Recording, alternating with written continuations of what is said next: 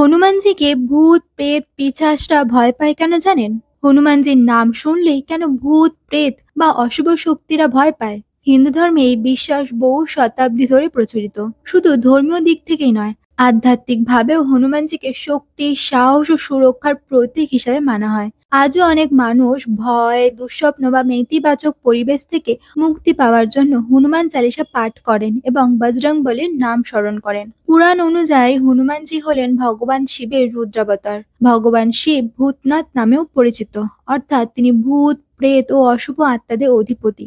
তাই শিবেরই এক শক্তিশালী রূপ হওয়ায় হনুমানজির সামনে অশুভ শক্তিরা দুর্বল হয়ে পড়ে। তার ঐশ্বরিক শক্তি ও পবিত্র আভা নেতিবাচক শক্তিকে কাছে আসতে দেয় না। এর পাশাপাশি হনুমানজির সবচেয়ে বড় পরিচয় হলো তার অটুট রাম ভক্তি। তার হৃদয় সর্বদা বিরাজ করছেন ভগবান শ্রীরাম ও মাতা সীতা।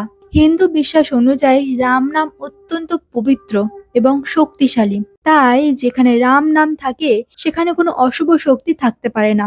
এই কারণে হনুমানজিকে অশুভ শক্তির বিনাশকারী হিসেবে মানা হয়। রামায়ণেও হনুমানজির অসীম শক্তির বহু উদাহরণ পাওয়া যায়। ছোটবেলায় সূর্যকে ফল ভেবে খেতে যাওয়া, সমুদ্র পেরিয়ে লঙ্কায় পৌঁছানো, আবার লঙ্কা দহন করা কিংবা অসুরদের পরাজিত করা, সবই তার অলৌকিক শক্তির পরিচয় দেয়। বলা যায় তার তেজ হাজার সূর্যের সমান।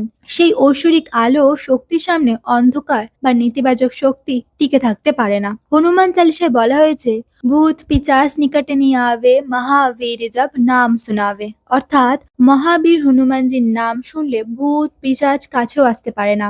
সে কারণে বহু মানুষ বিশ্বাস করেন নিয়মিত হনুমান চালিসা পাঠ করলে ভয় দূর হয়, মনে সাহস আসে এবং নেতিবাচক শক্তির প্রভাব ধীরে ধীরে কমে যায়। তাই সনাতন বিশ্বাস অনুযায়ী হনুমানজি শুধু শক্তির দেবতা নয়, তিনি ভক্তদের রক্ষাকর্তাও। যেখানে তার নাম, ভক্তি ও রাম নাম রয়েছে সেখানে কোনো অশুভ শক্তি প্রবেশ করতে পারে না। জয় শ্রীরাম।